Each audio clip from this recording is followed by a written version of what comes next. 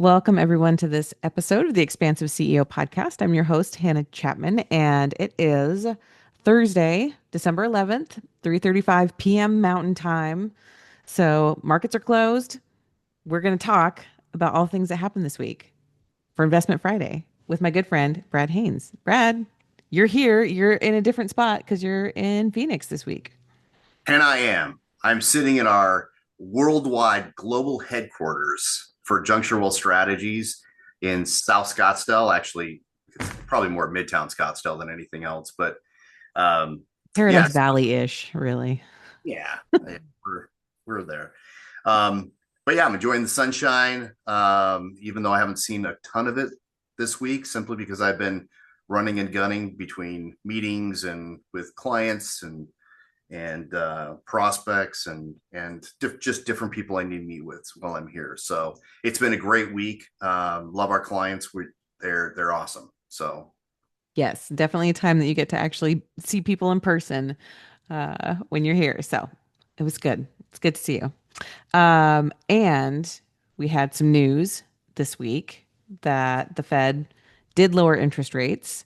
And that one, so we want to talk about that first. And I want to talk about, we did not prep for this. So here we go. If you're flying blind, that there was not unanimous agreement in the Fed to lower interest rates. So let's talk about that for a little bit. yeah, actually, so generally the Federal Open Market Committee, which is the committee that um, makes the decisions on our interest rate policy, whether to raise interest rates, keep them the same, or lower them, is generally a fairly collegial group, and it has been accustomed to a unanimous consent when they make decisions. Over the past couple of meetings, though, particularly with the appointment of Steve Mirren to the FOMC, as he's filling in for 2 months while someone left the Fed a little early before the end of their term. So he's filling in, and he was very openly, even during his Senate confirmation proceedings, he was very open with the fact that he doesn't agree with some of the analysis and conclusions that the FOMC is currently drawing, and he's going to dissent if he needs to. And he's done that the last two meetings. He has dissented. Now, as you mentioned, they did decrease interest rates by 0.25%, or another way to say that is a quarter point. Okay. You might also hear it said as 25 basis points. They all mean the same thing. It's a quarter of 1%. So they lowered it, interest rates down by a quarter of a point. Now, Steve Mirren, he dissented because he thought they should have doubled that decrease. We Oh, should have gone wow. down by 0.5% or 50 basis points, or so he was like, hey, we should do more, because in my analysis, we're seeing the global growth slowing. We're seeing US growth slowing, job layoffs coming more, and we need to offset some of that negative momentum in the economy. Clearly, he did not win out as they came in with a quarter point. But on the other side of the table, also, they had a number of voters that said, hey, maybe we shouldn't lower interest rates at all anymore, because we're pretty close to neutral right now. Inflation is still above our target, and that could be a real problem if we lower interest rates too much. That encourages more economic activity, and what happens is then you have a little bit more of an inflation impulse that's sent through the economy. So they did say in the press conference after the decision that they're probably going to. They didn't say they're going to. This is my understanding, or my conclusion, is that they're going to pause and they're going to wait for the data to come in and to confirm what they think is going on in the economy, to see if joblessness continues to rise, the unemployment rate continues to rise, and by how much. When they, to they're also going to see how is real estate prices doing, how are new rents doing, How are some of the inflation statistics? How are those coming in with food and gas and shelter inflation? Those are all very critical data points for them to consider when setting that interest rate policy for 2026. And when would the next potential rate cut be? It's a great question. To be honest, I haven't even looked up the January schedule yet, but it's January. But I'm looking it up right now as we speak, so that I can give you the correct data. Okay. So the next meeting is in January. And one of the measures, while you're looking that up, one of the measures that they were looking at that was discussed as well are kind of the revisions that we've seen in the job market, right? We believe we got a revision that brought the numbers down pretty hard from what Yes. we know has happened this year. Like, oh, job losses were actually worse than what they were originally reported at. Yeah, I mean, generally they're positive, and it looks like with some of the revisions, we might actually be revised negative to the point where, okay, the U.S. economy has lost jobs for the past 3 or 4 months in a row, and part of that was obscured by the Federal Reserve or the federal government shutdown. But it does look like we've probably had a pretty rough job situation occurring particularly in some sectors that have been hit a little hard. Just to answer your question about the next Federal Open Market Committee meeting, that is January 27th and 28th. So they'll debate on the 27th in the morning of the 28th and announce in the afternoon of the 28th. Okay, so we've got like 6 weeks Yeah. until that next one. Um, Super interesting. Yeah, so the jobs data is super important here, um, in conjunction with the inflation data. Again, the Fed's dual mandate, right, to keep full employment as much as possible while also keeping inflation at a reasonable level. Yeah, seeing those things kind of butt heads right now. Yeah, I mean, we're at an inflection point. It's difficult to be a Federal Open Market Committee member right now because I understand committee member Mirren's standpoint with, he's seeing, and you and I I've shared this we've discussed this, shelter inflation leads. It's the largest component of the inflation measures. It it has the leading indicator there has been deflating. So not inflating, not slowing its growth, but it's actually been negative going down. So Mhm. new rents have been going down relative to 12 months ago. So they're actually becoming cheaper. And that is a deflationary impulse from that largest sector or largest component of those inflation measures. In addition, you have unemployment rate coming up, not like it's not jumping up, it's not significant, but it's significant enough that we're about a 1%, 1.5% off the low of unemployment, which was at a very, very tight level at that point in time. So I understand his thought process about, hey, we should probably err on the side of getting it money a little bit cheaper for people and companies to be able to deal with this slowing economy a little bit more rapidly. But again, I'm not on the board, so I don't vote. So Gosh, they need your name. Just put your name in the ring. oh they I'm sure they know my name. Oh yeah. I'm not sure they like that name, but I'm sure they do. Well, the other thing that happened this week, and they kind of came one after the other, right? The interest rates were lowered by a quarter of a point, like we just talked about.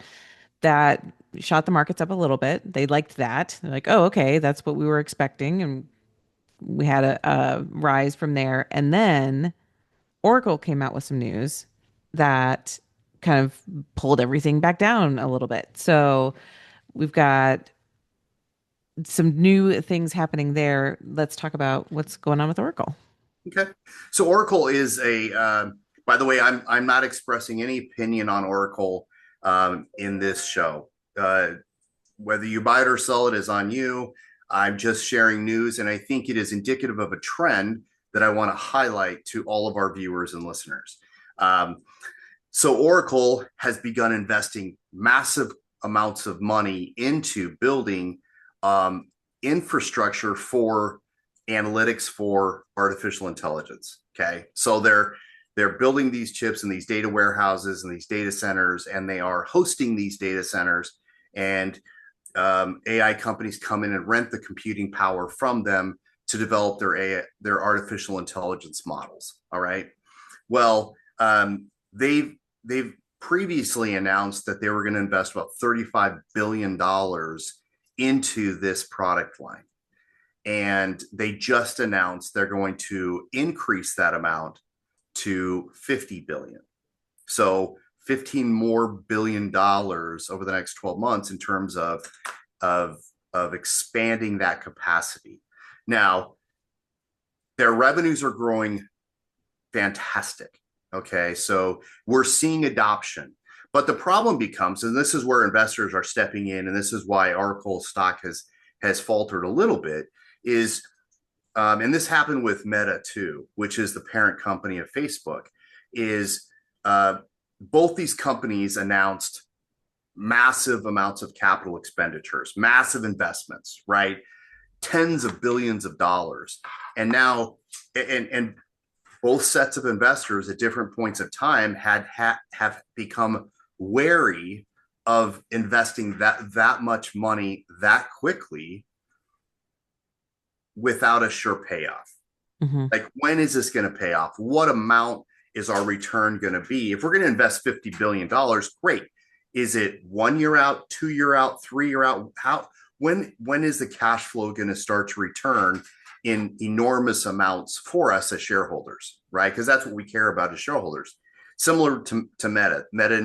Announced massive capital expenditures into the metaverse. If everybody remembers that term, the metaverse, and all the things that it was going to be.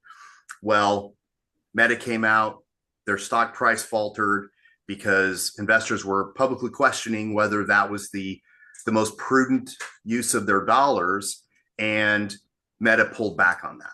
Okay.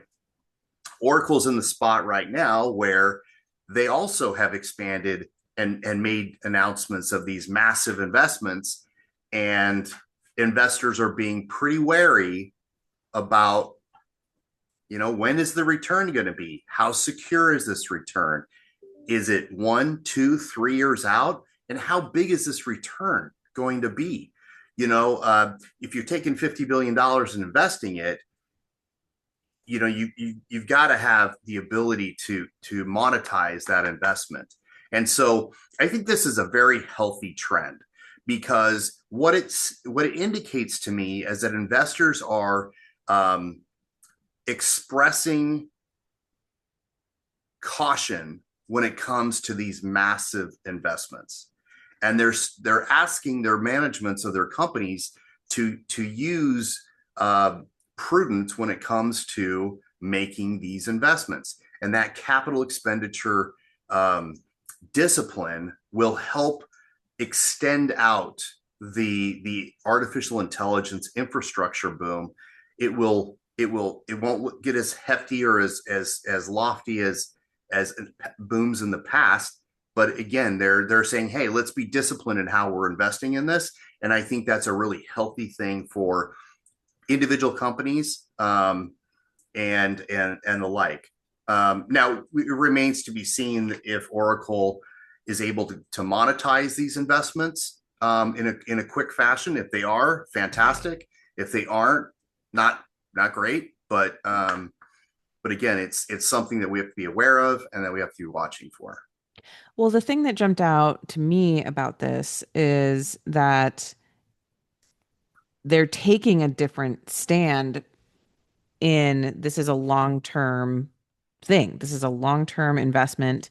And they took a hit on their quarterly earnings call, right? Even if their earnings were fine, that's as is the case, like if investors feel like, well, it might not be perfect, then we see, these companies that are priced for perfection having these downdrafts. But again, what I've been seeing and in the economy at large, a lot of big companies have been just shooting for every quarterly earning, right? Like what's going to give us a positive report each quarter so that we don't lose money, so our stock doesn't take a hit. And it's like the outlook for or not even the outlook. It's just like the target is just the next quarter over and over and over again, rather than pushing the target out further. Like what is our actual long-term growth plan that we might have to go through some growth pains or growing pains to get there, but it's going to be transformational and innovative in the future. I think Oracle doing that, I mean, that's kind of what I'm seeing here is that they're making a longer term investment, taking a longer term stance, even if other companies have said that before. Like we don't expect Nvidia to go under next month, right? Like we expect them to have a long term growth plan. And again, not an endorsement or anything on any of the stocks that we're talking about, naming by name here, but so many companies have been in that really like short-term cycle, just making sure that growth is okay right now. So, Yeah, yeah, what do you see there? yeah. So I think Oracle benefits from a major individual shareholder. Larry Ellison also runs the company, and he is an individual who has never shied away from taking big risks when the chips are down. He's okay with taking big risks, and that's effectively what they're doing now. One of the concerns is they've been, instead of funding it with equity, these capital expenditures, they've been funding it with debt. And so again, they're issuing a lot of debt, which is what has caused some of the investors to go, yeah, we get it's cheaper to finance debt with debt rather than equity, but to what extent does it become a problem, Mm, right? Because debt never goes away, and well, it goes away and as you pay it off, but it can become a problem if your cash flow isn't able to stick with it. And so that's where investors are like, hey, maybe we need to have a little more capital expenditure discipline. Maybe don't expand everything this year. What about coming in over a couple of years? And I think well, currently they're saying that's not the case. The market opportunities now, and we're going to take it, and we're going to take it in a big way. And so, I think they're in their last quarterly report, their AI revenues were up 74%. So well, there is an opportunity. I don't know how big, because of all these large mind-boggling capital investments that have been announced by all the different hyperscalers. So who wins? How many people win? Does everybody monetize it and have a good ROI on these, or return on investment? I don't know, but it's going to be interesting to see how it plays out over the next couple of years. what do you think it does to the overall AI trend I mean, you touched on that a little bit just there, but like, yeah, all across the whole spectrum of where we see AI going in the future. Yeah, I think it extends the trend out. I think it means at this stage in the bull market for artificial intelligence, and the kind of the combination of AI, drone technology, and robotics, that fusion almost. I think it means it's just in the beginning stages. I think we are far from a peak. A lot of people have called this um, a boom or a bubble, and I don't think it's. I mean, there's certain aspects of it that are a little bubbly, but um, most of the AI companies are generating massive amounts of cash flow, massive, and they're growing that cash flow very rapidly. Um, when we start to see companies that are not generating cash flow, operating cash flow, going up leaps and bounds, that's when we start to realize it's a little heady. That's when we have to pull way back. But right now, they're generating free cash flow, positive free cash flow in a great way, and so that is really not too much of a boom, too much of a bubble. And I think, again, like I said, I think artificial intelligence is the brain, and the mobility via drones and robotics. Those three technologies are going to fuse into solutions for the work and home environment, and it's going to revolutionize the way we we live and work. And that trend is just barely beginning. Well, in that vein, we're going to leave that there for a second because we're going to talk. I have an educational topic today on gold and silver. Okay. Perfect timing. You know what that just made me think of? Do you know the old school Rudolph? You mean the 1970s Rudolph? Yes, yeah, the claymation Yes. Rudolph. Yes, The mighty uh, thing, silver and gold. silver and gold. Yep. It's That's one what of we're my talking about. It's favorite. our Christmas theme, holiday theme here. Yep. Silver and gold. Exactly. Hey, that was one of my favorite times of year when I was little. Yep, we would watch it every single year, and we do still sometimes. Although now it's Elf, um, with Will Ferrell, a new classic. But anyway, yes. So speaking of gold, I wanted to talk about that. And I brought up gold when we were prepping for this episode because I've had quite a few clients recently reach out and ask about investing in gold, asking about my take on, what does on the US dollar actually, and how those are connected, and seeing also that the price of gold is at all-time highs. It was last I checked, it was like $5,300 an ounce or something like that, quite right around there. Um, and then of course, whenever I'm explaining something multiple times, I'm like, oh, this is probably something that we should be teaching about a little bit. So gold as an investment vehicle and gold as, um, yeah, just as an investment. What do you tell people? How do you explain it? I tell them to stay away from it. Tell me why. I'm just kidding. Actually, so just by way of disclosure, we have at Juncture World Strategies, we have positions in gold and silver currently, and so it's something that take what I'm going to say, but understand that I also have a bias that is more pro those metals right now than not. So please do not take this as a I'm going out to buy gold. We've owned gold for a long time, and so we've made a lot of profits on it as it's gone up. And so I just want to make sure that everybody knows not to run out and buy gold right now because I'm talking kind of my book right now. And so I just please don't check with your own investment advisor and customize it to your situation as opposed to taking what I'm going to say about these two commodities.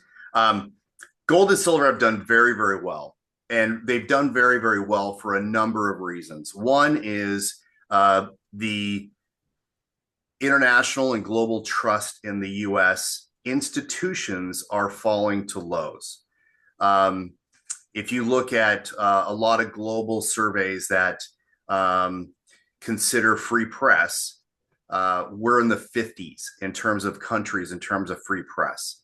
And we've just fallen to that over the past couple of years. So it's not like people think the United States is a free country like it once was. We also have seen confidence from our allies, our military and economic allies, fall to lows simply because of the comments from our current administration about the allies and about our enemies. So unfortunately, the spillover effect has been confidence in the U.S. is falling around the globe. And when that happens, the U.S. dollar, which is the primary one of the primary reserve currencies, which is what that really means is it's the currency that companies, international companies prefer to use to transact business. So if they're going to buy something, they're going to probably do it in US dollars a lot of times. And so that's why we call it the reserve currencies. There's always a demand for it from international investors, companies to transact and to execute economic transactions.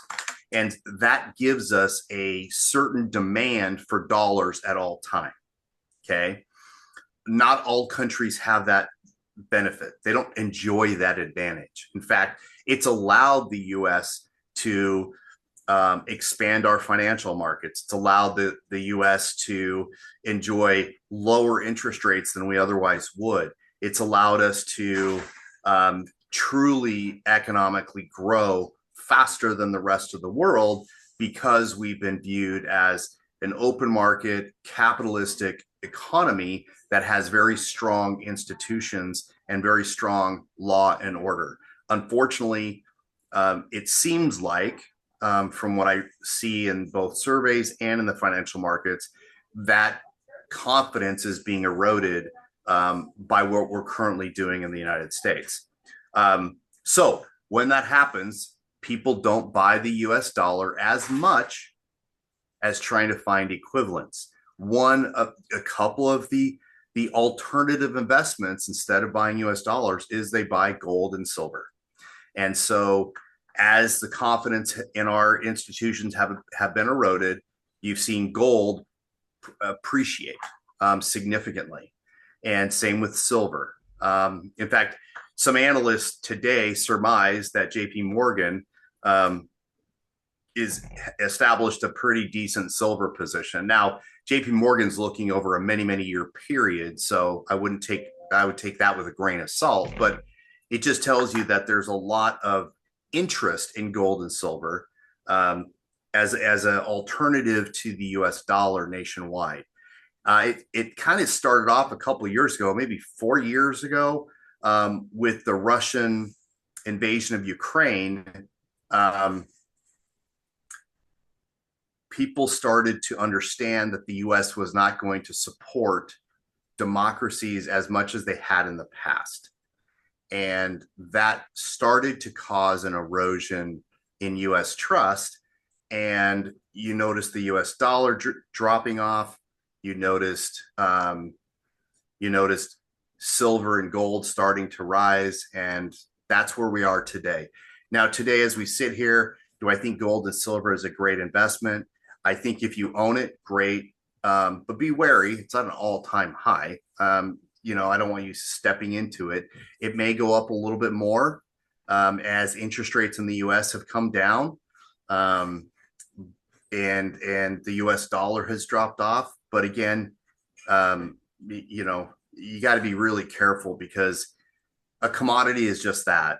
The only way you make money on it is it going up in value. And so it's a kind of a trading instrument. It's not necessarily a long-term investment.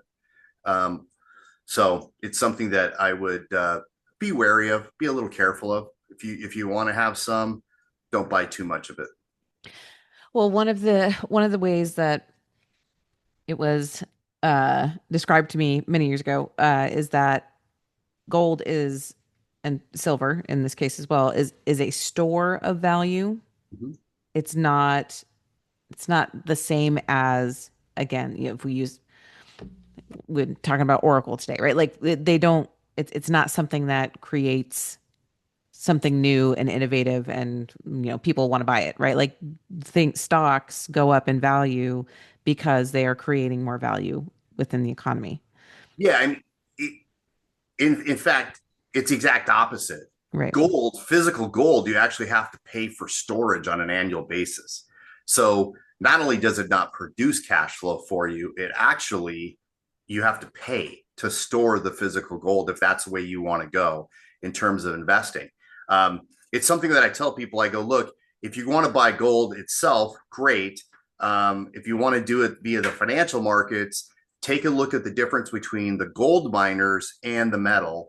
And if it's too far disparate, then buy the cheaper of the two. Okay. Mm. Gold miners make money by mining gold. They're actually an organization that you're buying that then mines the gold and then sells it for various uses, whether it's to sell to a central bank or whether it's to sell for jewelry or other uses. It's at least it's an organization that has a value, that has cash flow, that can produce a dividend for you if you need it. Last question here. Do you see any future where we go back to any sort of gold standard? No. Short answer, no. And here's why. Because on the gold standard, yes, you have the backing of a physical metal, right? So your dollar is worth something, right?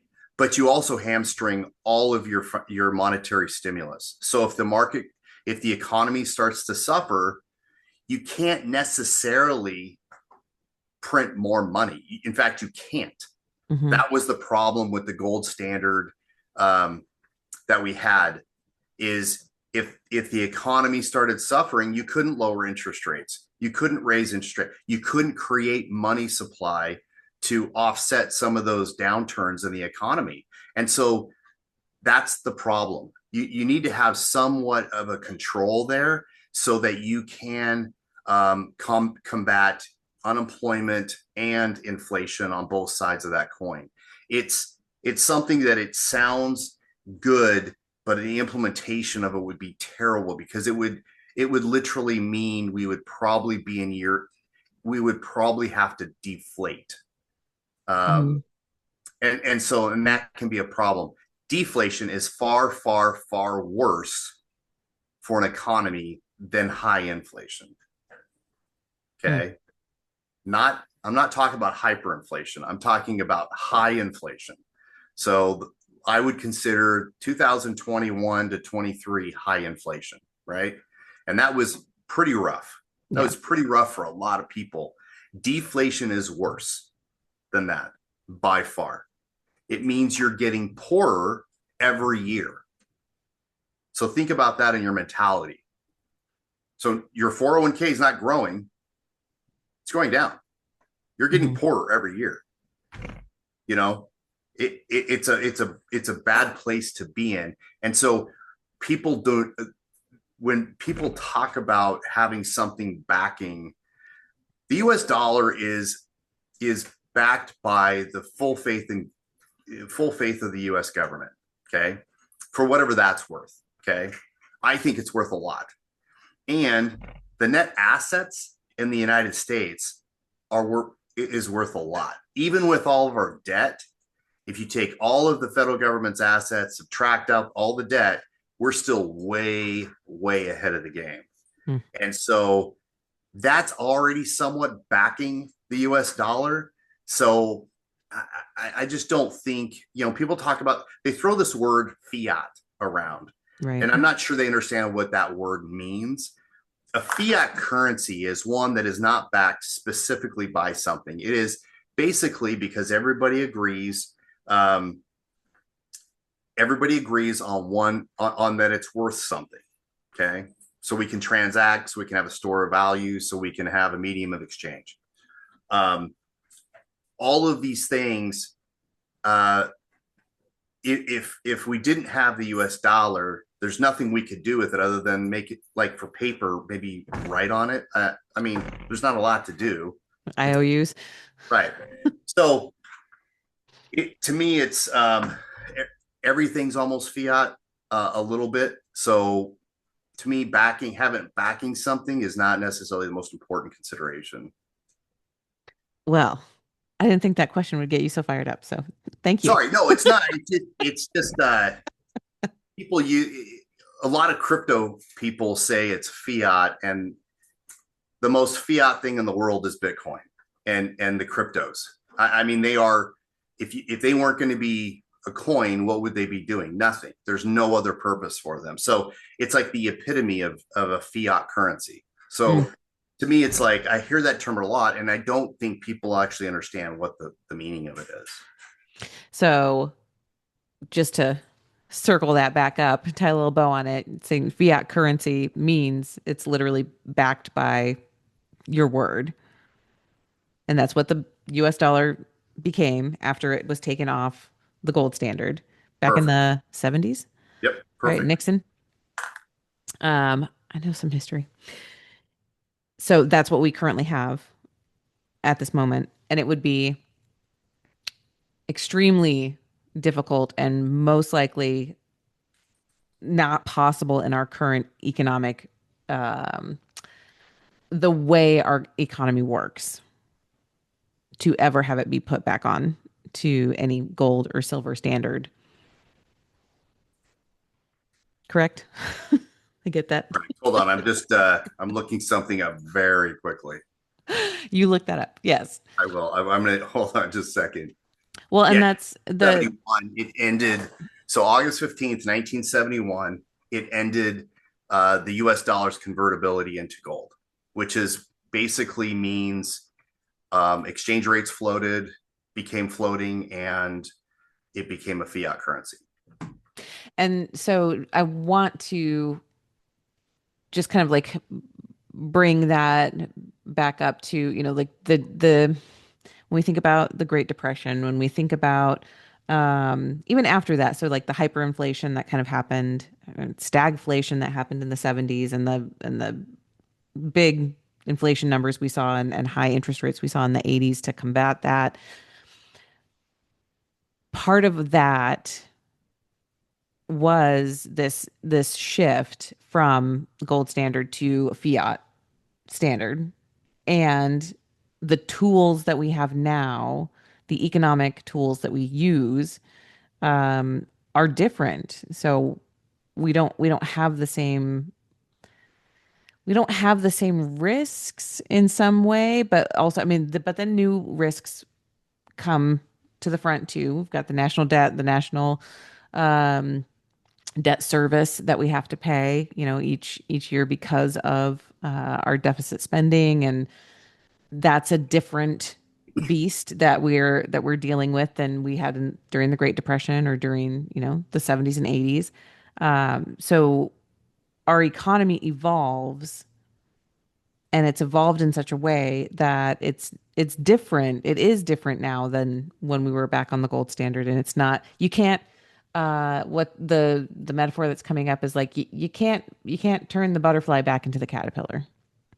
No, and that's a really good point. You really can't. You know, it, having as long as the U.S. institutions and commitment to law and order and the Constitution remain intact, I think the U.S. has a far more enviable position economically than most countries around the world. Um, if that confidence erodes too much, though, then we'll have consequences that we're not really going to enjoy. We're going to have to work our way out of some of the debt. We're going to have to work our way out of some of the negative economic repercussions. But for now, I think we're fine from an economic standpoint. So, and gold. I don't know if we answered the question completely, but we talked about it a lot. Yeah, I mean, it's silver is the same thing. I mean, they're stores of value historically. The reason people like gold is because it meant wealth, Hmm. right? And a lot of people, so this all harkens back to the history of Europe, where you had very large boom bust cycles. And in Germany, you had a period of hyperinflation, inflation that was so bad that if you got paid almost every day, and you would throw your paycheck or your pay to your partner who was outside the work site, and she or he would have to go buy bread right then. Otherwise, you wouldn't be able to afford bread by tonight. So that's the type of inflation I'm talking about from a hyperinflation standpoint. Um, and and so what happened in those situations is people with gold could go from the cities to the farms and buy food. Mm. And the people with the most gold did the best. They had the most food, right? And so that's where gold has become entrenched in the psyche of the financial markets, which are basically most Western history, based on Europe and the US. So that's where, in the mind of investors, becomes entrenched gold. Similar in India and China, both of those have also, independently of each other, very valued gold as a very valuable resource. And so around the world, they are both viewed as precious metals that retain their value and that will help you during really rough times economically. Well, it's um again, like we're saying, not necessarily an endorsement. Well, it's never an endorsement. We're never giving anyone recommendations for your specific portfolio on this podcast, but definitely something like if you're thinking about that, if you have questions, if you have a financial advisor, ask them about it, ask them what their position is and all of that. Like again, all advisors get this question a lot. And so it's important to ask, to understand why, if you want to own it, why do you want to own it? Talk through it. If it's a good position for your portfolio for whatever reason, I mean, that could be the case, but it's also um what do I want to say? When it's the decision is made in fear, I think that is what I'm trying to get at. If it's a decision made in fear, that is where we want to really like peel back the onion and understand what the motivation is, um, how long you want to hold it, what's all of those things, and that's one of the conversations we have at Juncture with our clients. Like what's coming up, why do you want this, what are you hearing, where did you hear it from, We who we said want it? to understand. Yeah, we want to understand all of that. It's very important for us to get an idea as to why you want to do something. If it's something that we don't already have in the portfolio, one, we may we may find the idea intriguing after we do research. And so I'm always telling advisors, hey, if your clients are talking about something, let me know, because we will find the best in class and put it in the portfolios. Because one of the things we don't think we are at Juncture is we're not know-it-alls. We don't think we know everything. We are always scanning the investment universe for better opportunities for our clients. So I love to hear that stuff. There are obviously some of the ones where I do research on and I'm like, I wouldn't do it, but if you want to do it, here's some things you should watch out for. Yeah, it's super, super important. Always the why. What's the what's the underlying why? And let's dive in there. Well, we will leave it there for this week. Early December. We've got, oh my gosh, literally 2 weeks, Yep. 14 days till Christmas. So Beautiful. Beautiful. yes, you will hear from us next week on the 18th, at least me. Um, and then the following week we'll take a break for Christmas. So we've got one. Wow, wait, is that right? And then 25 plus 7. Yeah. So the next one would be January. So we've got one more Investment Friday episode in 2026. Yeah, or 2025. Yeah. I'm already jumping. That's okay. That's okay. We're almost there. We're So almost there. So if you have leave any me. questions, yeah, if you have topics that you've been wondering about, send us a note, drop us a line. We'd love to hear from you. And until next time, thanks, Brad.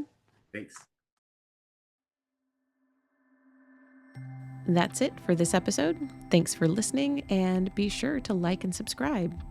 And again, if anything resonated with you from this episode, I would love to hear from you. Email me at Hannah, HANNAH, at expansiveceo.com and tell me about it. And if you're ready for your greatest expansion, you can find ways to work with me at expansiveceo.com and at x2wealthplanning.com. That's X, the numeral 2, wealthplanning.com. So until next time, remember that there is enough. You are enough. And your birthright in this lifetime is to be expansive.